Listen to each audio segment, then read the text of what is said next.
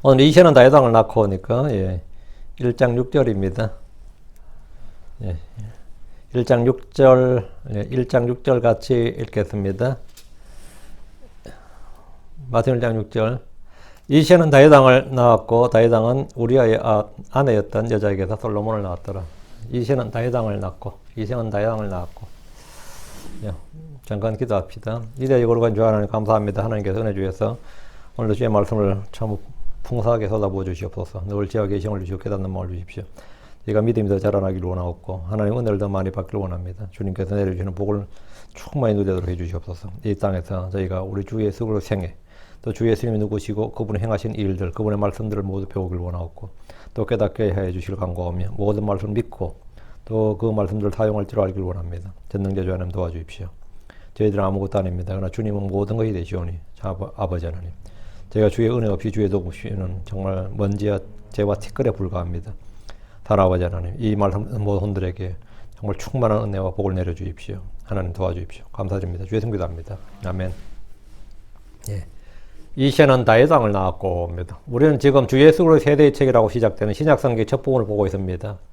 구약의 첫사람 아담의 세대에 관한 책이라면 신약은 둘째 사람인 예수 그리스도의 세대에 관한 책입니다. 예수 그리스도를 믿고 그분으로 말미암아 성령으로 태어난 사람들, 하나님에게서 난 자들이 예수 그리스도의 세대입니다. 우리는 모두 예수 그리스도의 세대입니다. 성도 마태는 예수 그리스도의 세대에 관해 기록하면서 예수 그리스도께서 이 땅에 오신 연원, 근거, 역사적 배경 등을 구약 성경 역사를 바탕으로 기록하고 있습니다. 예수 그리스도가 없으면 그분의 세대는 있을 수 없습니다. 아브라함이나 다윗은 예수 그리스도의 조상이지 예수 그리스도의 세대가 아닙니다. 세대란 말을 족보라고, 계보라고 성경에서 고쳐서 읽는 분들이 많습니다.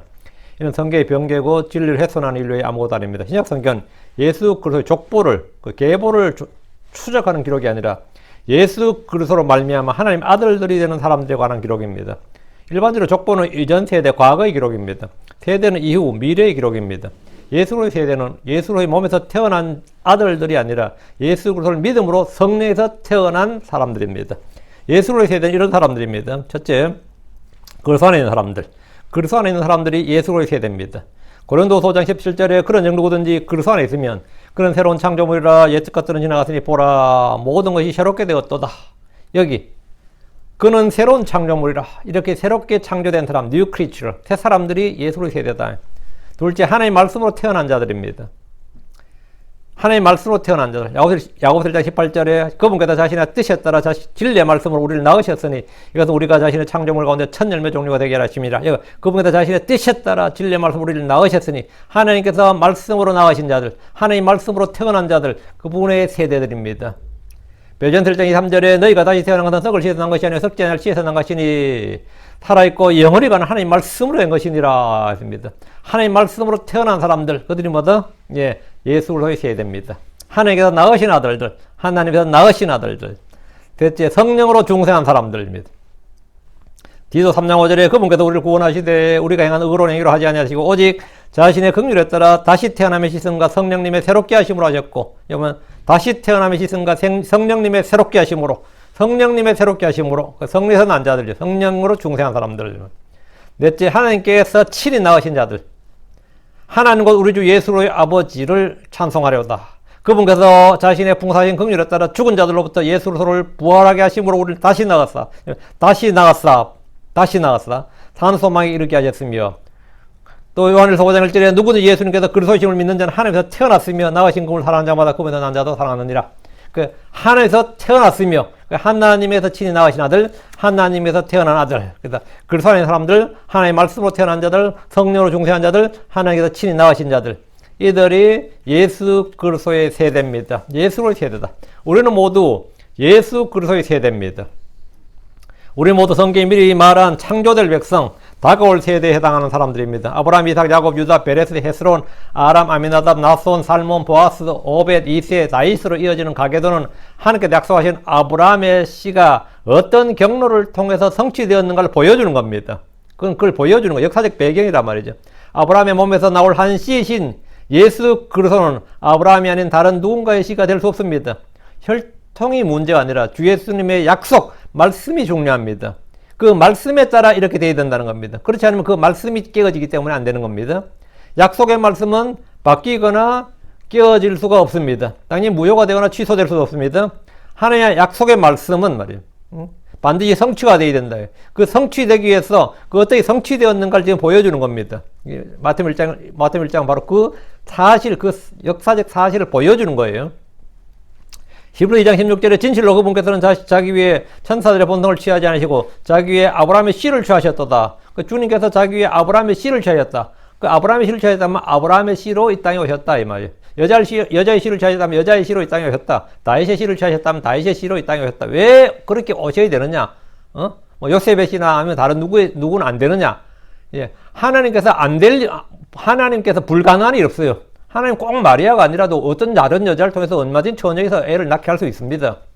얼마든지 독생자로 올 수 있어요. 그러나 그렇게 되면 하나님의 말씀이 성취가 되지 않는단 말이지. 그러니까 하나님의 말씀의 성취. 이 마태복음 1장에 나오는 이 많은 인물들은 그들이 얼마나 위대한가를 주님께서 우리에게 보여주시려고 기록하는 게 아니에요. 그들이 얼마나 혁혁한 공로를 세우고 위대한 인품의 소유자고 하나님께 복을 많이 받았고 그런 거를 기록하는 게 아닙니다. 하나님께서 어떻게 역사 속에서 자신의 약속의 말씀을 성취해서 예수 그리스도가 이 땅에 나셨고 그 예수가 그리스도의 힘을 믿게 하는 근거가 되는 그 근거로 제공하신 거예요. 여기 나온 인물이 뭐 아브라함이든 다윗이든 다 그 근거로 제공하지 그 인물의 위대함이라 다른 히브리 11장에 나온 인물들이 훨씬 더 위대하죠. 히브리서 11장에 나오는 믿음의 사람들이 여기 나온 사람들 훨씬 더 위대하지. 훨씬 더 위대하고 혁혁하고 빛나는 사람들이죠. 그러나 지금 여기서는 그 빛나는 사람들 이야기가 아니고 하나님의 어떤 역사 속에 어떤 과정을 거쳐서 예수 그리스도가 예수님이 그리스도시고 주이신가를 보여준 거예요. 증거를 입증하는 거단 말이죠. 우리가 믿음의 증거를 주기 위한 핵심 자료가 뭐냐면 그 증거가 뭐냐면 이 마태복음 1장이다 이거예요. 그 마태복음 1장은 메시아의 조상 자랑이나 족보 자랑이나 인물 자랑이나 혈통 자랑이나 가계에 뭐 뼈대가 있는 가문이다 그런 이야기 아닙니다. 오히려 이 가계도를 보면 솔직히 좀 수치스럽고 부끄러운 인물들, 숨기고 싶은 사건과 일들이 비일비재합니다. 여기에 나오는 사람들은 놀라운 믿음이나 의로운 삶을 산 사람들의 이야기가 아닙니다. 특별한 업적을 아니면 공로를 채운 사람들이 아닙니다. 유다는 며느리 다말에게서 베렛을 낳았습니다. 살몬은 여리고의 창녀 라합에게서 보아스를 낳았습니다. 보아스는 친족 기럯이죠. 기럯의 그 과부였던 기럯은 일찍 죽었으니까 친족의 과부였던 모압 여인 루스에게서 오벳을 낳았습니다.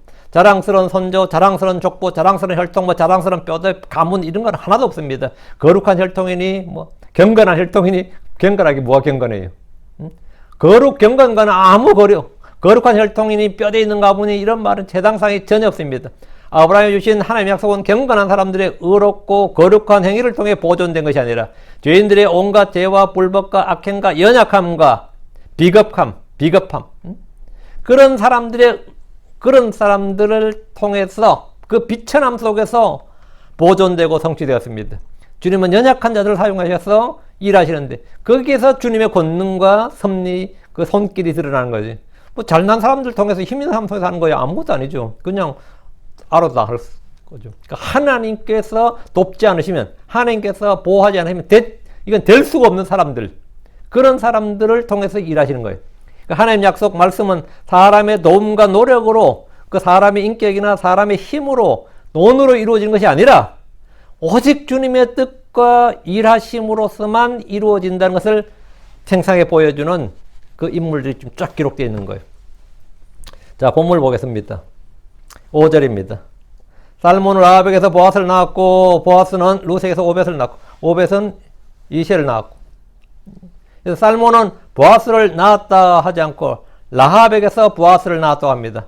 본문에는 다행히 창녀란 말이 빠져 있습니다. 여호수아 2장 1절에 라합이라는 이름의 창녀라고 말합니다. 여호수아 역시 창녀 라합이라고 말합니다. 오늘날 많은 주석가들이 라합이 창녀란 사실을 숨기기 위해서 기생 라합 또는 여관주인 라합이라고 주장하지만 성경은 반복해서 그녀를 창녀 라합이라고 말합니다. 주모의 라합이 아니에요. 유다지파의 살몬은 라합에게서 보아스를 낳았습니다. 그리고 창녀 라합에서 태어난 보아스는 강력한 자요 부유한 자요 믿음과 덕이 있는 사람이었습니다. 보아스는 모압 땅에서 기럯과 결혼하여 과부가 된 모압 여인 루시 시어머니 나오미를 따라서 유대 땅 베들레헴 왔을 때 그녀를 불쌍히 여기고 그녀과 은혜를 베풀어 주었습니다. 룻을 구속하기 위해서 많은 일을 했고 룻에게서 오벳을 낳았습니다. 오벳의 출생은 나오미나 룻에게 큰 기쁨을 주었습니다. 오벳은 나오미의 이웃 여인들이 지어준 이름입니다. 룻기 4장 17절에 그녀의 이웃 여인들이 그 아이에게 이름을 주며 이르되 나오미에게 아들이 태어났다 하여 그의 이름을 오벳이라 했는데 그는 다윗의 아버지인 이새의 아버지니라.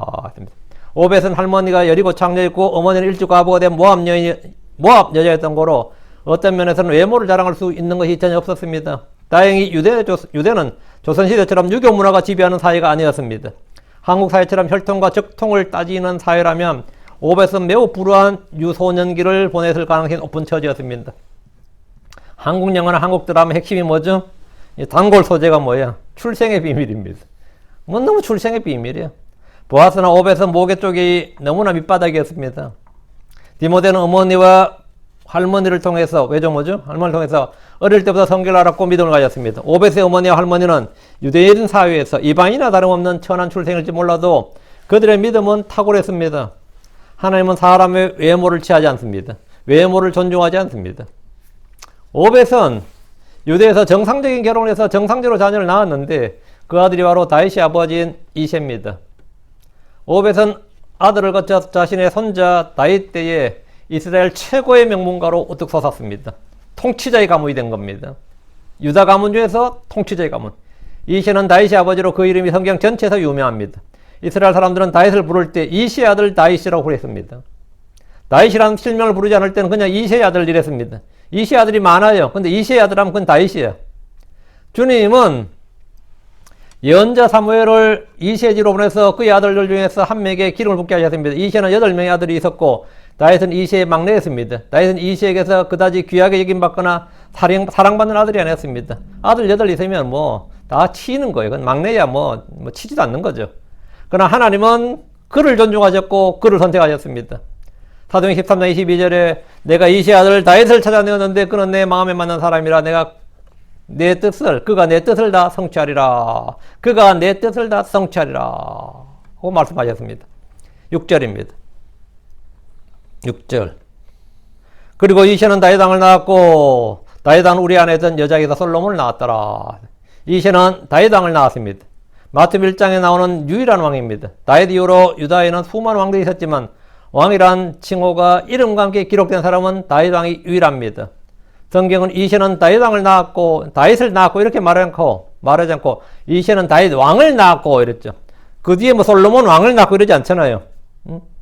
그렇죠? 르호보암 왕을 낳고 이러지 않죠. 그건 다윗 왕이 들어간 킹이 들어가는 말은 다윗 한 명밖에 없어요. 이새는 다윗을 낳았고 다윗 왕을 낳았습니다.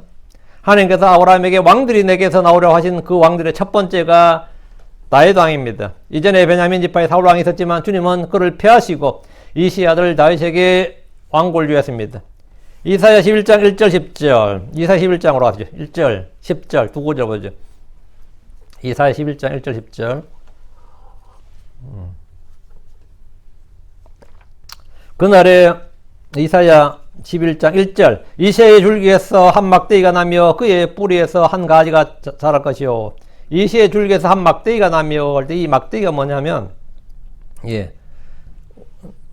사람을 말한 겁니다. 일단 한 가지예요. 연한 가지인데 이제 우리가 음정리에 막대기로 번역했는데 이새의 줄기에서 뭐가 나는 거죠? 줄기에서 뭐가 나요? 가지가 나는 거죠. 그러니까 이새의 줄기에서 한 가지가 나며 그의 뿌리에서 한 가지가 나서 자랄 것이요 이 말입니다. 이새의 줄기, 그 이새 가문에서 한 막대기가 메시아가 나고 그의 뿌리에서 한 가지 글소가 나서 자란다고 합니다. 예수님은 이새의 줄기에서 난 한 막대기요 그의 뿌리에서 난 한 가지입니다. 이사야 11장 10절 그날에 이새의 뿌리가 있어서 그것이 백성들의 기로 설 것이요 이방인들이 그것을 찾으니 그가 베푸는 안식이 영화로우리라 했습니다. 예수님은 이새의 뿌리입니다. 가지이면서 뿌리이신 분, 아들이면서 주이신 분이 예수 그리스도입니다. 로마서 15장 12절에 또다시 이사야가 이르되 이새의 뿌리 곧 이방인들을 통치하게 일어날 자가 있으리니 이방인들이 그를 신뢰하리라. 이새의 뿌리 곧 이방인들을 통치하기 위해서 일어날 왕, 이방인들을 통치하기 위해서 일어난다. 본래 메시아란 것은 메시아 그리스도란 것은 뭐예요? 유대인의 왕이 어디서 태어나느냐? 네가 유대인의 왕이냐? 유대인의 왕, 이게 십자가에 못 박힌 것도 그거잖아요. 유대인의 왕, 이스라엘의 왕. 근데 여기 보면 이방인들을 통치하기 위해서 일어날 자 하니까 이 유대인들은 이 말씀을 읽을 때 흥분하는 거예요. 무슨 흥분해? 야, 메시아가 오면 그분은 우리의 왕일 뿐만 아니라 온 세상을 통치하시는구나. 그러니까 우리가 뭐가 되는 거죠? 이스라엘은 민족들의 머리가 되는구나. 이런 거예요. 이방인들을 통치하기 일어날 자가 있으리니, 지금까지 바빌론 포로기 이후부터, 바빌론 때부터 자기들은 이방인들을 통치가 아니라 이방인들 통치를 받았단 말이죠.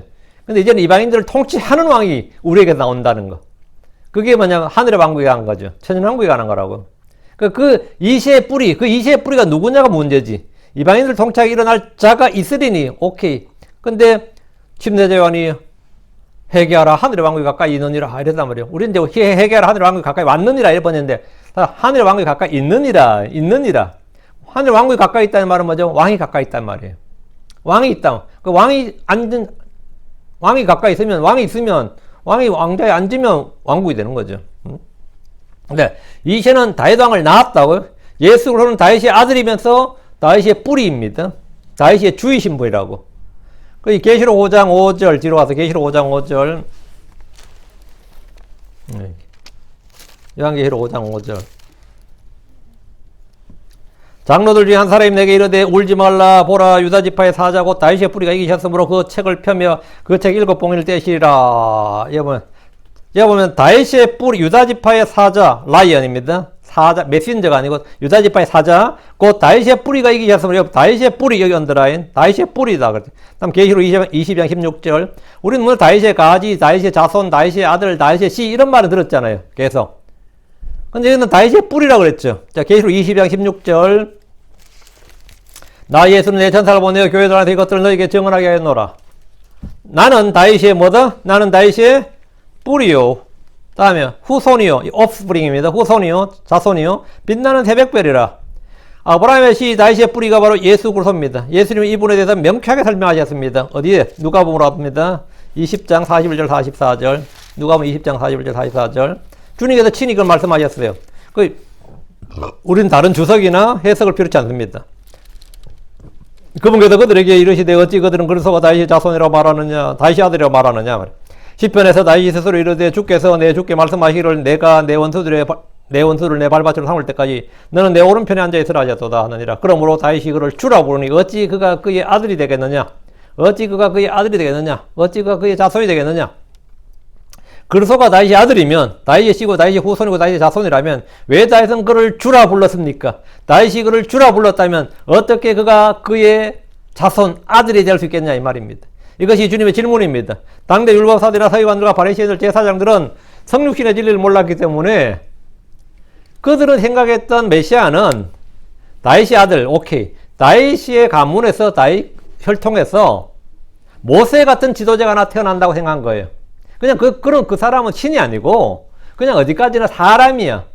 그냥 모세나 다윗처럼 훌륭한 사람, 장군 그런 사람이 태어난다고 주의 영이 충만한 사람이 태어난다고 생각했지 하나님이 사람이 된다는 생각은 못했어요. 유대인 그런 생각을 전혀 못하고 그런 교리가 구약이 없는 건 아니에요. 구약에 분명히 이사야 9장 6절도 있고 그 내용은 임마누엘도 있고 예언은 있는데 그거는 이해를 못하고 있었고 그냥 대부분의 구절이 그냥 메시아 그리스도는 지금 유대인들도 마찬가지입니다. 메시아 그리스도는 그냥 훌륭한 사람이에요. 근데 훌륭한 사람인데 그럼 다윗이 왜 그의 아들을 먼 훗날 자기 허리에서 태어날 자기 아들을 왜 그를 주라고 불렀겠느냐 하니까 답이 없네. 신약의 크리스천들은 답이 있죠. 왜 우리는 성육신의 진리를 아니까 그분은 하나님이 사람이 되신 분이 이러면 끝나는 거예요. 그러니까 다윗이 뭐죠? 그분 하나님이 사람이 되신 분이니까 영원전부터 계셨던 분이고, The Ancient. 그분, The Ancient, 뭐라고 번역해야 되나? 고대인인데, 그래, 한국말이 안 되잖아. 옛적부터 계셨던, 이렇게 이제 풀어서 해야겠지, 우리말로 하면. 아니면 옛날부터 계셨던 분, 뭐 이런 식이죠. 태고인? 뭐 좀 이상하잖아요. The Ancient란 말이에요. The Ancient, 영원부터 계셨던 분 하면, 그분이 사람이 되신 거면 그분 육신이고 사람이 되셨으니까, 당연히 다윗이 그를 뭐라 불러야 되겠어요? 주라 불러야지. 크리스천들에게는 완전히 유치부, 초등부 애들도 다 알 수 있는 진리지만, 당시에 서기관들이나 바리새인들, 율법사들의 이 말은 너무나 어려운, 사실 해석이 안 되는 구절인 거죠. 해석이 안 되니까 다윗이 그를 주라 부르니 어찌 그가 그의 아들이 되겠느냐, 이 말은 전부 다 혼비백산하는 겁니다. 할 말이 없었던 거예요. 그러서가 다윗의 자손일진데 왜 그럼 유대의 사람들은 그를 다윗은 왜 그를 주라고 불렀는지 유대인들은 알 수가 없었습니다. 다윗이 그를 주라 불렀다면 다윗의 주고 다윗의 머리고 다윗의 뿌리라면 말이죠. 어떻게 그가 그의 아들이 되고 후손이 되고 자손이 되겠느냐 이 말이에요. 그건 성육신밖에 성육신하면 간단한 거죠. 이렇게 이 간단한 진리, 어려운 진리를 풀게 해주는 하나하나가 뭐죠? 간단한 진리예요. 그 진리의 말씀이다. 그럼 뭐 아무것도 아니네. 그럼 아무것도 아니네. 이런 거죠. 어떻게 애가 태어날 수 있습니까? 그거는 뭐 단성생식, 무성생식, 뭐 별의별 과학적 뭘 다 해도 안 되잖아. 돌연변이 뭐 해도 안 돼요. 딱 하나야. 성녀로 잉태했어. 어때? 간단한 거야. 성녀로 잉태한 사람이거든. 그럼 되는 거예요. 어떻게 죽은 사람이 부활할 수 있어? 어떤 죽은 사람, 하나님께서 그걸 일으키셨어. 그분은 뭐 죄가 없는 사람, 죄가 그걸 부드러울 수가 없었어. 우리는 이제 간단한 진리로 사람들이 그렇게나 뭐 과학적으로 뭘 풀려도 안 되는 문제를 그냥 문제 자체도 아닌 거죠, 우리한테는. 다윗이 주라 부른 사람이 어떻게 그의 아들이 되겠냐? 그의 아들인데 다윗은 왜 주라 불렀는가? 우리는 그 뭐 문제도 아닌 거지. 그게 문제도 할 수 없죠. 근데 이 질문이 당대의 그 학자들에게는 풀지 못하는 문제였습니다. 당대 율법사들, 서기관들, 바리새인들, 제사장들은 뭐 성경 줄줄 외우고 있었어도 구약을 이 질문에 아무도 대답하지 못했습니다. 아무도 대답하지 못했어요. 다윗이 아들이면서도 다윗의 뿌리이신 분, 다윗이 아들이면서도 다윗의 주이신 분이 바로 예수 그리스도이십니다. 예수 그리스도. 우리는 전부 다 아멘입니다. 하나님이면서 사람이신 분, 사람이면서 하나님이면 누구? 예수 그리스도지. 간단합니다. 간단해요. 죽으셨다가 부활하셨고. 간단해요. 그거 어떻게 가능하냐요? 그분은 하나님이 사람이 되신 분이니까 가능하다. 성육신이란 걸로 다 풀리는 거죠. 성육신이면 다 말이 되는 거지. 그분이 하나님이셨다가 사람이 되셨다 그러면 그건 다 모든 질문이 다 풀린 겁니다. 소위 말한 성경 난제는 다 풀리는 거라고. 그분이 어떻게 무리를 걸었어요? 하나님이면서 사람이 되신 분이니까 그렇지. 그러니까 그게 되는 겁니다. 다시 6절입니다. 6절. 네. 6절. 그리고, 네. 6절. 그리고,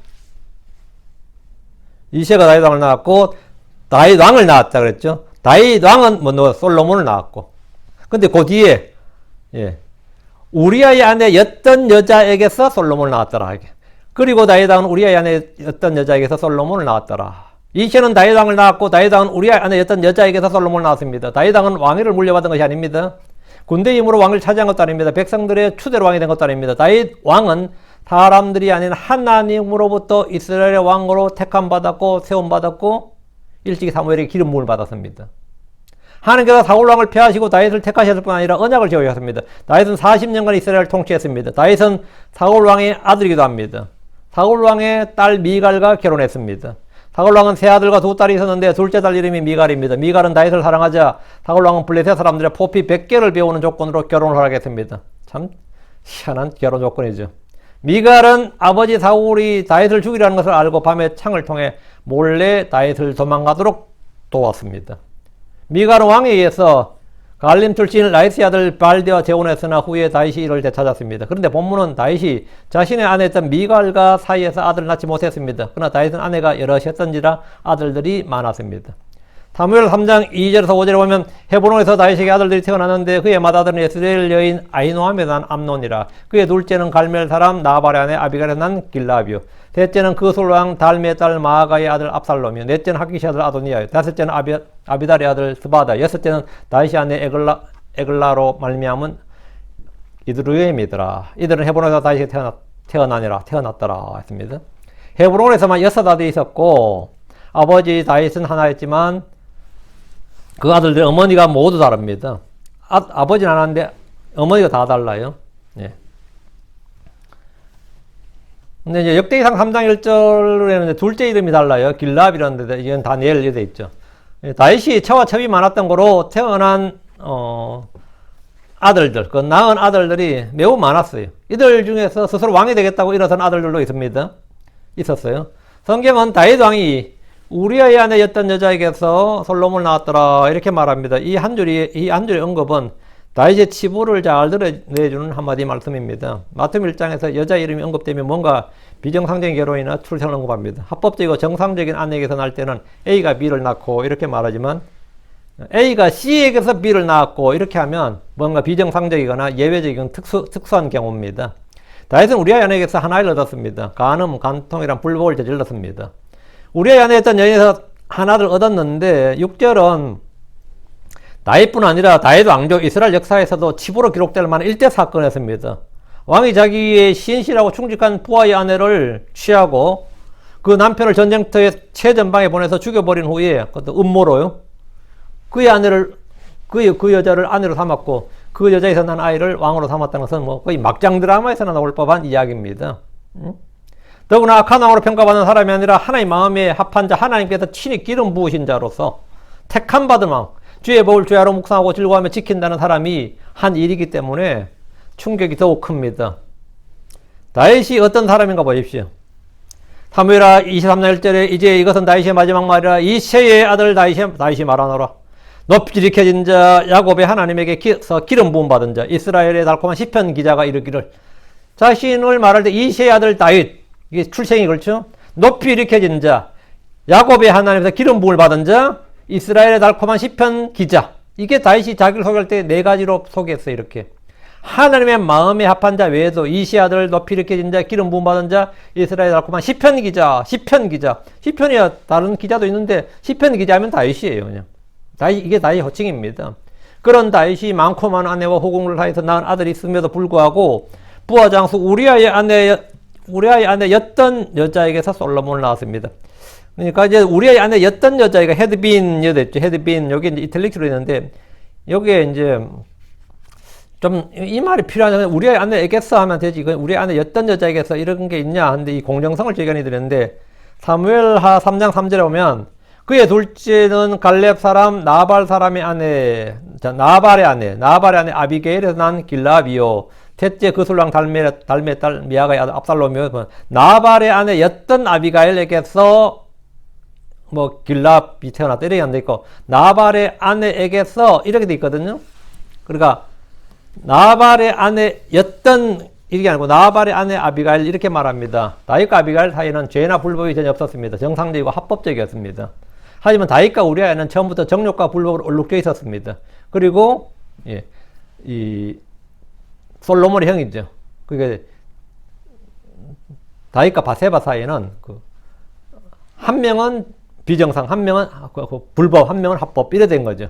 정상과 합법이 섞여 있었던 거죠. 그래서 우리아의 아내 아예 솔로몬이 처음부터 솔로몬이 처음부터 솔로몬 형이 없었더라면 말이죠. 뭐 우리의 아내였던 이게 필요 없었어요. 그냥 우리 아내에게서 상관없어요. 근데 우리 아내였던 여자에게서 이렇게 한 것은 그게 뒤범벅이 돼 있어서 그래요. 그래서 킹제임 성경의 위대함, 정확성은 원본 성경에는 어떤 다른 역보다 볼 수 없는 그 정확성, 탁월함을 보여줍니다. 무엇보다 성경은 아비가일이라는 이름이 명시된 반면에 바세바는 지금 이름이 언급되지 않습니다. 여기 6절을 보시면 다윗 왕은 우리아의 아내였던 여자에게서 우리의 아내였던 바세바에게서 솔로몬을 낳았고 이렇게 기록되어 있지 않죠. 우리 아내였던 바세바에서 솔로몬을 낳았더라. 그래서 바세바는 이름이 아예 없어요. 그 아비가일도 이름이 있고 다 이름이 있는데 이름이 없다고. 룻도 이름이 있잖아요. 다른 여자들 이름이 있는데 바세바는 여자란 건 우리가 아는데 이름은 안 나온다. 하나님께서 이름은 안 넣었다고. 이름을 기록하지 않았었다고. 바세바는 이름 없어요. 다말, 라합, 룻은 여인들로서 모두 그 이름이 기록되어 있습니다. 그러나 바세바라는 이름은 기록이 없어요. 지금 우리 바세바 우리 역사를 통해서 아는 거지. 구약을 통해서 이 1장 1절은 여기 1장 6절은 기록이 없어요. 그러니까 하나님 그녀 이름을 기록하지 않으셨습니다. 차이가 뭐냐? 외모나 출생이나 민족, 해적 속이죠. 재혼 등의 외적인 문제가 아닙니다. 다말, 라합, 룻은 믿음으로 결단해서 한 행위들입니다. 믿음의 의로 말미암는 것들이었어요. 그들의 행위는 다 믿음의 행위였다고. 다말도 믿음의 행위로 했고 라합도 믿음의 행위로 했고 룻도 믿음의 행위로 한 겁니다. 믿음의 결단으로 믿음으로 한 것들이었다고. 우리 주 예수 그리스도 세대는 전부 다 그 세대가 어떻게 기록되는 거예요? 믿음으로 이것만 기록되는 거예요. 응? 믿음으로. 아브라함이 믿음의 조상이니까 아브라함부터 기록된 거죠. 그리고 그래 믿음으로 되는 건데 밧세바는 믿음으로 솔로몬을 낳은 건 아니지. 밧세바는 믿음으로 다윗이 아내가 된 것도 아니고 믿음으로 솔로몬을 낳은 것도 아니에요. 밧세바는 믿음과 상관없어요. 밧세바는 간음을 행함으로 아내가 되었습니다. 얼떨결에 어떻게 하다 보니까 다윗의 눈에 띄었고 죄와 불법으로 오히려 뭐가 된 거죠? 죄와 불법으로 말미암아 다윗이 아내가 된 사람이라고. 응? 그래서 하나님은 다윗 왕께서 다윗 왕이 우리아의 아내였던 여자에서 난 솔로몬을 사랑하셨고 그 이름을 주셨는데 역대기상 22장 19절에 보면 역대기상 22장 9절 10절 보라 내게 한 아들이 태어나리니 그는 안식의 사람이 되리라. 내가 그에게 안식을 주고 사방에 있는 그의 모든 원수로부터 벗어나게 하리라. 그의 이름이 솔로몬이 되리니 하나님께 솔로몬 이름을 장명을 해주신 거예요. 태어나기도 전에 솔로몬이 되리니 내가 그의 날들의 화평과 안정을 이스라엘에 주리라. 그가 그의 이름을 위해 집을 건축하리라. 그가 내 이름을 위해 집을 건축하리라. 그는 내 아들이 되고 나는 그의 아버지가 되어 그의 왕국의 왕자를 영원토록 이스라엘의 국에 세우리라. 이렇게. 이 말씀은 다윗이 자신의 죄와 불법으로 인해 받았던 아픔과 그 고통과 징계 등을 완전히 털어버리고 주의 확실한 긍휼을 그 자비를 받았음을 확증해주는 말씀입니다. 확증해주는 말씀이에요. 다윗의 많은 아들들 중에 주님은 가장 출생이 비천한 아이를 그 다윗의 아들들 나머지 다 소위 말은 나름 명문가 또는 나름 있는 여자의 아이였어요. 응? 근데 가장 출생이 비천한 아이 하면 누구예요? 솔로몬이지. 형제 중에서. 가장 내세울 게 없는 가장 비천한 출생의 아이가 안식의 사람 주의 집을 건축할 성전의 건축자로 삼으신 겁니다. 참 하나님 선택이 어때요? 하나님 선택. 여기서 우리가 참 은혜를 받는 거지. 응? 여기서 참 우리가 하나님께서 사람의 외모를 취하지 않으시고 하나님은 사람의 외모 능력을 전혀 필요로 하지 않는다고. 하나님의 일을 하기 위해서 사람의 어떤 큰 재능 큰 뭐가 필요치 않은데 내가 꼭 이 일에 너의 도움이 필요하구나. 하나님께서 이런 건 없어요. 하나님이 자신의 일을 그분의 일을 하시는데, 그분의 말씀을 성취하시는데, 능력 있는 사람, 지혜로운 사람을 특별히 필요로 하지 않는다 이거예요. 그래서 하나님께서 선교사를 보든 부흥사라든 목사라든지 난 그렇게 목사하기 싫은데 주님께서 하라 하셔가지고 그렇게 난 도망다니다 결국은 두 손 들고 목사가 됐습니다. 이런 간증하는 목사들 꽤 많거든요. 그건 대부분 다 무당들입니다. 그렇게 신내림 받기 싫어가지고 피하다 결국은 점쟁이가 되고 무당이 되고 이런 사람들 간증 많이 보셨죠? 그겁니다. 그런 간증하는 목사들은 대부분 다 주의 성령으로 말미암는 게 아니라 좀 민망한 말이지만 다른 영이에요. 하나님은 그런 성경적으로 그런 일이 없어요. 응? 내 사역에 꼭 네가 필요하다. 꼭 나의 일을 해다오. 꼭 네가 해다오. 응? 그래서 나는 몇 년을 도망을 다니다 결국 두 손 들고 주님 앞에 무릎 ቁ고 목사가 됐습니다. 이런 분 꽤 많았거든요. 안 그렇습니다. 주님은 나를 따르라 했는데 다른 핑계댄 사람 다 하는 게 다 컷오프 했어요. 응? 다 잘라냈다고. 그런 사람은 적합한 사람이 아니에요. 자, 7절입니다.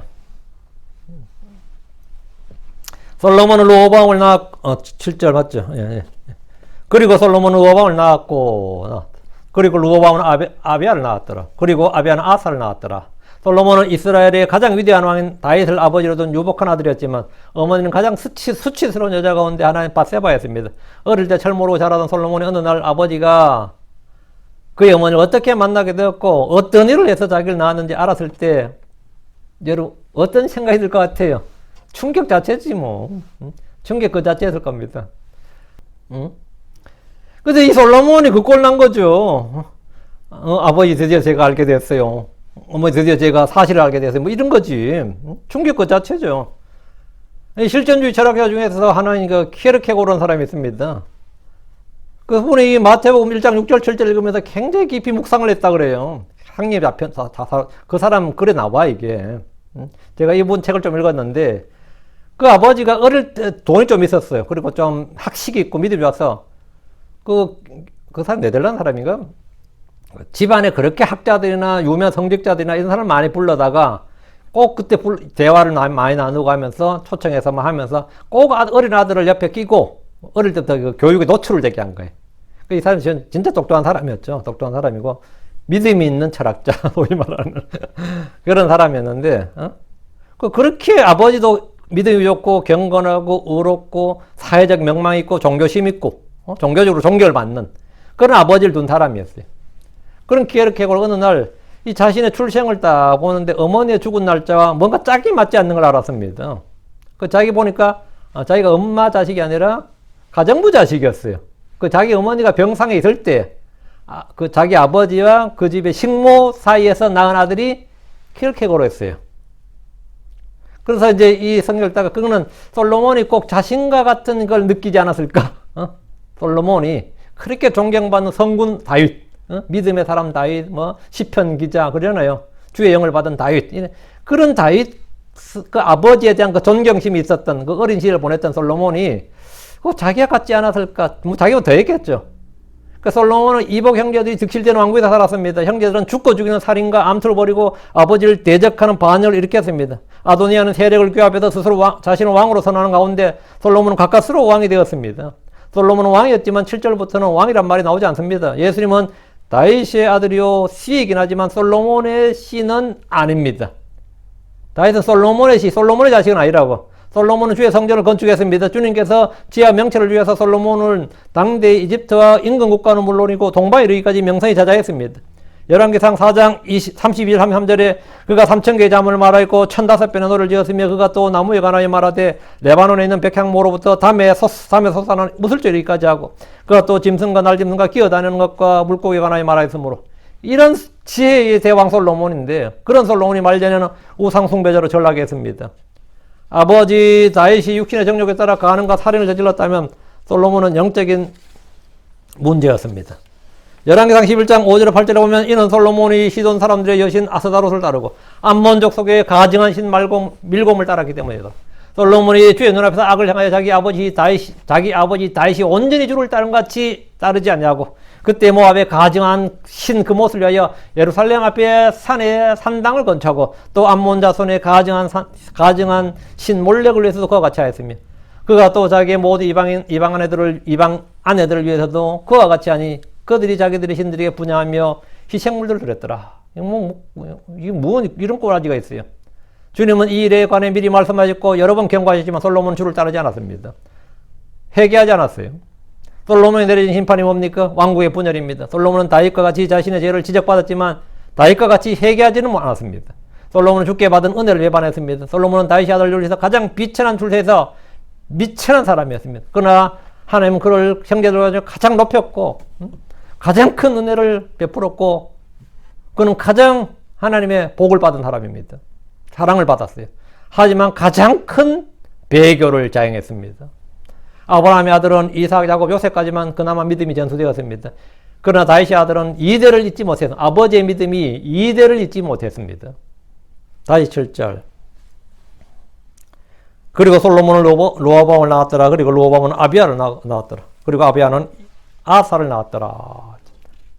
솔로몬은 로아밤을 낳았습니다. 로아밤의 어머니는 암몬의 여인 나아마였습니다. 암몬 여인 나아마였습니다. 솔로몬 아내가 1,000명이었는데 700명의 왕비, 300명의 첩이었습니다. 그중 하나가 암몬 여인 나아마였습니다. 이미 말씀드린 대로 유다 왕조의 순수 혈통이란 없습니다. 순수 유대 혈통이란 건 없습니다. 신약뿐만 아니라 구약에서도 민족은 중요하지 않습니다. 솔로몬은 암몬 여인 나아마에서 르호보암을 낳았습니다. 르호보암 때 북왕국 10개 지파가 여로보암을 중심으로 독립을 선언했고 남북 왕조는 계속해서 적대 관계를 맺습니다. 르호보암은 자신이 속한 유다 지파와 베냐민 지파만의 작은 왕국만 갖게 됩니다. 이 왕국이 유다 왕조입니다. 바빌론 포로 때까지 유다와 이스라엘 통일은 없었습니다. 르호보암의 아버지 솔로몬이 아내로 둔 1,000명의 여인들을 어머니들로 두었고 거기서 수많은 자식들 사이에 왕이 되었습니다. 르호보암은 41세 왕이 되어서 17년 동안 예루살렘 통치했는데 이집트의 침략을 받아서 패했습니다. 또 한평생 동안 북왕국 여로보암과 전쟁을 치렀습니다. 이들의 전쟁은 왕조가 완전히 망해질 때까지 없어지지 않았습니다. 계속해서 전쟁이었습니다. 성경은 내 이웃을 사랑하라, 내 형제를 사랑하라고 하지만 이들과는 진짜 형제가 아닌데 사랑이 없었습니다. 성경에서 육신의 형제들 잘 보십시오. 가인은 동생 형제 아벨을 죽였습니다. 이스마엘은 형제 이삭을 희롱했습니다. 야곱은 형 에서를 속였고 에서는 그런 야곱을 죽이기로 결심했습니다. 요셉의 형제들은 요셉을 죽이려다가 노예로 팔아버렸습니다. 다윗의 형은 골리앗과 싸우려는 다윗에게 분노했습니다. 다윗의 아들들은 서로 죽이고 죽였습니다. 성경에서 형제들 간의 관계는 친구나 이웃보다 못한 관계가 수두룩합니다. 유다왕 남왕국이죠. 에브라임 북왕국인데 적대 관계였습니다. 평생 원수 관계였어요. 예수님은 형제들에게 죽임을 당했습니다. 교회에서 육신의 형제들이 다투고 싸우는 것은 이상한 일이 아닙니다. 늘 싸워요. 그래서 피로 맺은 영적 형제로서 분명한 믿음, 인식이 있을 때 형제 간의 다툼은 사랑으로 변화됩니다. 그러니까 하나님의 사랑이 내 안에 있어야 형제 사랑이 되는 겁니다. 하나님 사랑이 내 안에 있는데 형제만 사랑한다. 그게 뭐냐? 하나님 없이 형제만 사랑한다. 그게 인본주의입니다. 인본주의는 종교 간의 평화, 종교 간에도 우리가 형제를 발휘합시다. 뭐죠? 그 기독교인도 거기 동참한다 그러면 예수가 없이 예수만 제거하면 뭐 우리가 불교하고도 뭐 승려들하고도 뭐가 될 수 있는 거예요? 네. 형제님 할 수 있겠죠. 응? 예. 이번에 뭐 중환하고 불을 질러서 자살했던 정말 충격적인 적이 있더라고요. 그 자살이잖아요. 그 신문에서 뭐라고 냈을 것 같아요? 소신공양이래. 소신이 뭐냐? 소가 태운다는 뜻이에요. 우리가 연소한다, 뭐, 전소한다, 그런 거, 전부 다 태운다면 전소, 불로 태워서 연소, 그런 거 쓰죠. 소가, 우리 소화기, 뭐, 소화, 그게, 불태울 소자입니다. 신이 몸신자거든요. 소신공양. 공양은 뒤에 뭐, sacrifice죠. 소신공양이래. 분신공양, 소신공양. 참. 그러면 자기를 불질러 태우면 소신공양이고, 뭐, 바위에서 뛰어내리면 낙신공양이고, 그러냐. 칼로 찔러 죽이면 도신공양이고, 칼도 짜서 도신공양이고, 그건 말 같지 않은 소리예요. 죽이다가 죽으면 살신공양이야? 하여튼, 내가 하도 어이가 없어가지고. 그런데 정부에서는 무궁화장 준다는데? 그쪽은. 그 사람한테 무슨 무궁화장 준다는데? 근데 크리스천들도 사랑이 없으면 서로 죽고 죽여요. 사랑이 없으면 형제가 가장 무서운 적입니다. 가장 위험한 적이고, 그 적은 가까이 두라고 하면 같이. 사랑이 있으면 뭐가 되는 거죠? 그 사람이 나의 가장 큰 뭐죠? 보호자가 되는 겁니다. 가장 든든한 후원자, 돕는 자가 되는 거고, 섬기는 자가 되는 거고, 보호자가 되는 거예요. 엄마가 사랑이 있으니까 자식이 뭐가 되는 거죠? 보호자가 되는 거예요. 응? 야, 짐승들도 그렇잖아요. 그 새끼 보호하려고 자기 대신 죽는 짐승들이 있더라고요. 놀랍더라고요. 자기가 안 되는데, 그냥 자기보다 맹수한테 덤벼들고, 그런데 새끼를 보호하는 그런 걸 봤어요. 왜 그런 것 같아요? 사랑이 있으니까 보호자가 되는 거예요. 남편이 사랑이 있으면 아내를 보호하는 보호자가 되고, 부모가 사랑이 있으면 자식을 보호하는 보호자가 되는 거죠. 자식들이 부모를 사랑하면 당연히 보호자가 되는데, 사랑 안 하면 요양원으로 보내는 거예요. 사랑이 있으면 요양으로 보내는, 재산 다 빼고 요양으로 보내는 겁니다. 별거 없어요. 사랑이 핵심이에요. 사랑이. 형제를 사랑하라. 형제를 사랑하란 말은 뭐죠? 우리가 형제를 뭐하는 자가 되라? 보호하는 보호자가 되라고. 지키는 자가 되고, 돕는 자가 되고. 가인이 주님하고 내가 내 아우를, 내 동생을 지키는 자니까 그러잖아요. 지키는 자여야 됩니다, 본래. 형제는 서로 사랑하라. 형제가 서로 사랑하면 서로가 서로에게 뭐가 된다? 지키는 자가 되는 겁니다. 내가 주를 사랑하면 뭘 지키는 거죠? 주의 말씀을 지키는 자가 되는 거예요. 내 말을 지키고 내 명령을 지키는 자가 된다고. 사랑하는 자는 지키는 자가 되는 거예요. 근데 사랑 안 하면 해코지, 해하는 자가 된다고. 그게 미워하는 자는 미움은 살인자가 되는 거. 사랑은 뭐가 돼? 희생하는 자가 되는 거예요. 지키는 자가 되는 거라고. 자, 다시 7절. 그리고 르호보암은 아비야를 낳았더라. 아비야는 여로보암을 쳐서 이겼고 여로보암은 이 전쟁으로 인해 다시는 일어나지 못하고 죽었습니다. 아비야는 강성하게 되어 14의 아내와 결혼했고 아들 22과 딸 16을 두었습니다. 아비야는 아사를 낳았습니다. 하나님은 다윗의 아들들로부터 왕좌를 빼앗지 않으셨습니다. 다윗의 줄기, 다윗의 뿌리신 예수 그리스도를 약속하셨기 때문입니다. 열왕기상 11장 36절, 15장 4절, 열왕기상 11장 36절. 그의 아들에게 내가 한 지파를 주어 내가 나를 위해 내 이름을 누리고 택한 도시 예루살렘에서 내 종 다윗에게 등불이 항상 내 앞에 있게 하리라. 주께서 다윗의 아들들을 왕좌에 계속 주신 것은 그들이 의롭거나 선정을 베풀어서 믿음이 좋아서가 아니라 다윗에게 주신 이 약속 때문입니다. 이 약속이 보증이에요. 열왕기상 15장 4절. 그럼에도 불구하고 다윗을 위하여 주 그의 하나님께서 그에게 예루살렘에서 등불을 주어서 그의 아들을 세우고 예루살렘을 굳게 세우려 하였으니 주님의 의도는 뭐냐? 이렇게 하셨고 이렇게 하시려는 거단 말이죠. 다윗을 위하여 다윗 왕을 위해서. 덕분에 유다 왕조는 북왕국 이스라엘처럼 반역과 구테타와 같은 정변을 겪지 않았고 계속해서 다윗의 아들들을 통해서 왕조가 유지되었습니다. 북왕국은 수시로 왕조가 변했잖아요.